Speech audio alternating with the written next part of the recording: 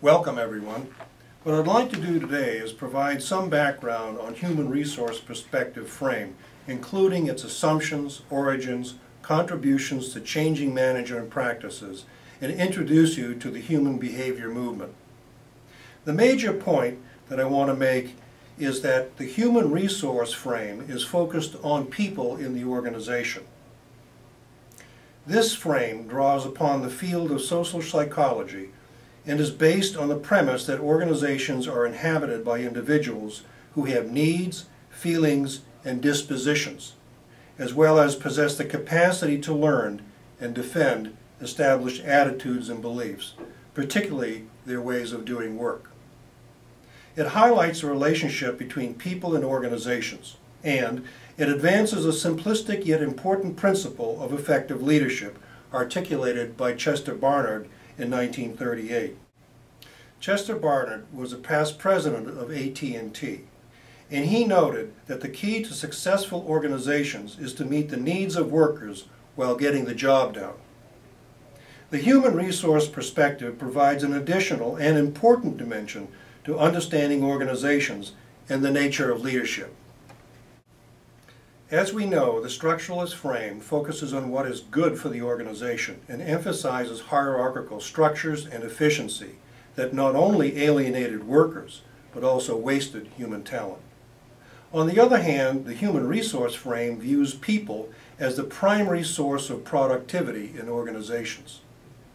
Bowman and Deal note that when managers attend to the needs of workers, respect them, presume that they will act responsibly, and provide reasonable autonomy and develop their abilities, they will help achieve the organization's goals.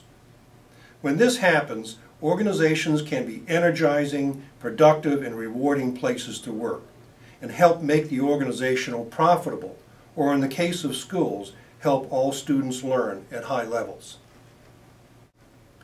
Bowman and Deal outline 4 assumptions of the human resource frame, including 1. Organizations exist to serve human needs. 2. Organizations and people need one another. Organizations need ideas, energy, and talent, and people need careers, salaries, and work opportunities. 3. When the fit between the individual and the organization is poor, one or both suffer. 4. A good fit between individuals and organizations benefit both.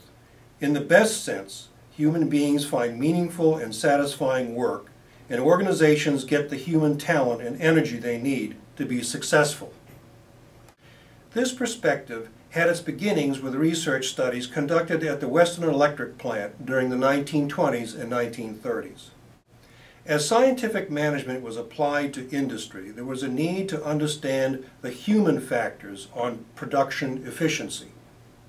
The work of Mary Parker Follett and Elton Mayo was rooted in classical theory, and their studies focused on discovering how work environments may be altered to increase workers' productivity. Their findings, however, contributed to spanning the gap between scientific management and early industrial psychologists who challenged rigid structuralist views and the concept of unrestrained corporate action. Elton Mayo's work at the Hawthorne plant of the Western Electric Company between 1924 and 1934 focused on determining if the level of illumination influenced worker productivity as suggested by Frederick Taylor. In fact, they lowered the lighting to a level where workers could hardly see, yet production increased. Importantly, he found that there was no relationship between the two, and he observed that there was a relationship between psychological factors and production. To give you a sense of the scale of the Western Electric plant and workers in the bank wiring room, I've included several archival photographs. The first is a picture of the Hawthorne works of the Western Electric Company in 1929.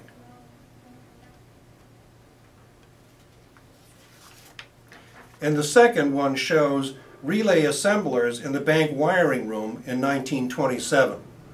You'll notice that they're all women.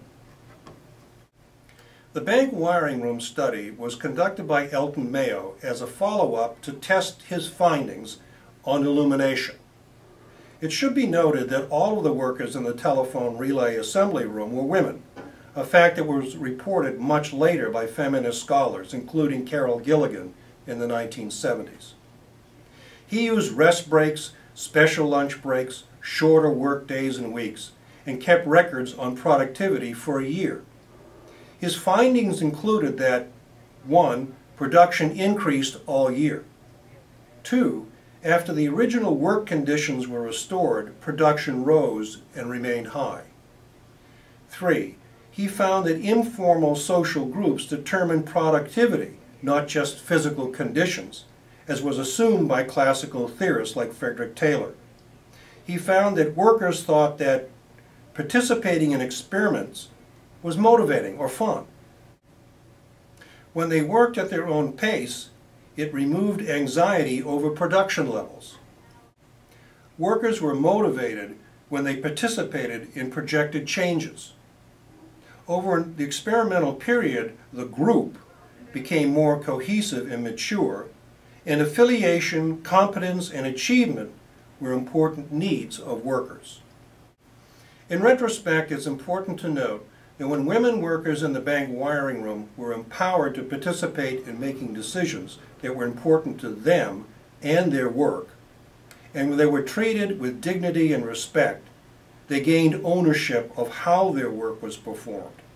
Elton Mayo and his colleagues reported that these experiences transformed the group into a much more effective team that increased productivity over time.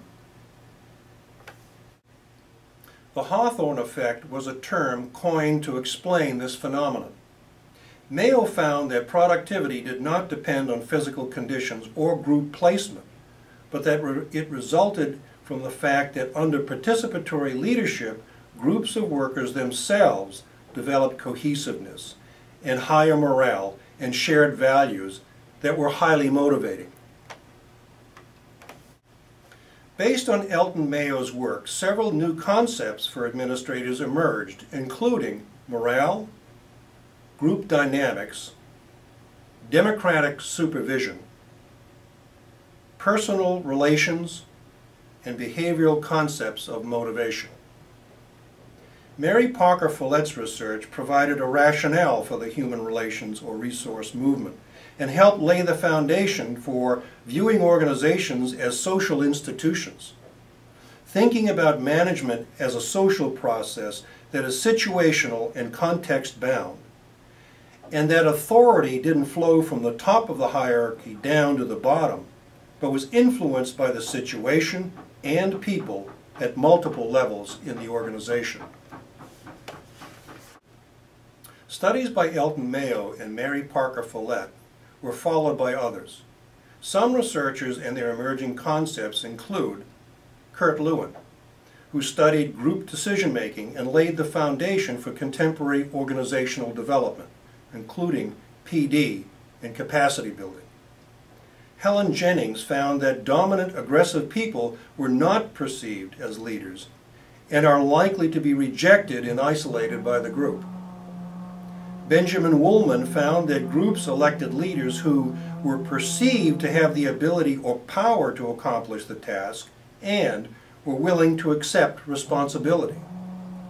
This is in contrast to the classical theorist notion that great people were born to leadership.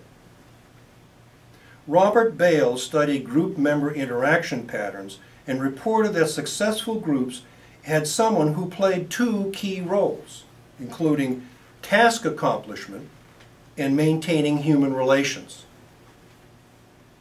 As a consequence of these and other findings, corporate managers began to emphasize to a much greater extent human relations concepts such as morale, group cohesiveness, and the dynamics of informal organizations. In addition, pre-World War II research set the stage for a major shift in administrative thought, practice, and research, and launched what has become known as the organizational behavior movement. The organizational behavior movement roughly spanned the years between 1950 and 1975 and focused on understanding people in organizations. We have learned that the structural frame, classical theorists, stressed formal organizations, rationality, hierarchical decision-making, and efficiency.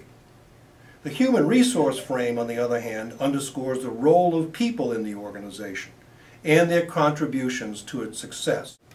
The organizational behavior or theory movement expanded our understanding of the relationships between the formal and informal aspects of organizations and explored the nature and direction of leadership. Here are some examples. Chester Barnard wrote The Functions of the Executive that was published in 1938. He selected and integrated concepts from many schools of thought to illuminate the relationship between the formal and informal organization, and broke new ground in arguing that managers can't focus exclusively on the formal organization, but needed to attend to the needs and aspirations of workers to be effective. Lewin, Lippitt, and White, in 1939, studied personal characteristics, interpersonal behavior, and leadership styles. They identified several, including the autocratic leadership style. This style created conflict, dependency, apathy, and rebellious hostility. The democratic leadership style was preferred by workers and contributed to positive group climate. And on the other hand, laissez-faire leadership style engendered aimlessness and confusion among workers. Roethlingsberger and Dixon examined the interaction between formal organization and informal groups and social relationships. Herbert Simon, who wrote one of the most influential books of his time, Administrative Behavior, published in 1939, foreshadowed a new emphasis in administration on the importance of human behavior in decision-making processes.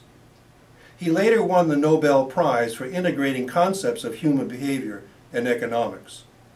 In sum, leadership was viewed as behavior, and experimental scientific methods were used to measure and operationalize it. During the 1950s to the 1970s, researchers examined and developed theories of motivation and leadership that increased organizational effectiveness. I'd like to have you review some of these ideas, including comparing and contrasting the strengths and weaknesses of the structural and human resource frames. Then I'd like you to apply what you know.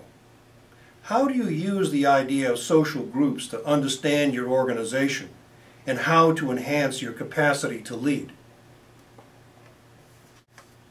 Most importantly, use your knowledge in problem solving. According to Bowman and Deal, global competition, turbulence, and rapid change have heightened an enduring organizational dilemma. Is it better to be lean and mean or to invest in people? A variety of strategies to reduce the workforce, downsizing, outsourcing, use of temporary and part-time workers, have been widely applied to reduce costs and increase flexibility.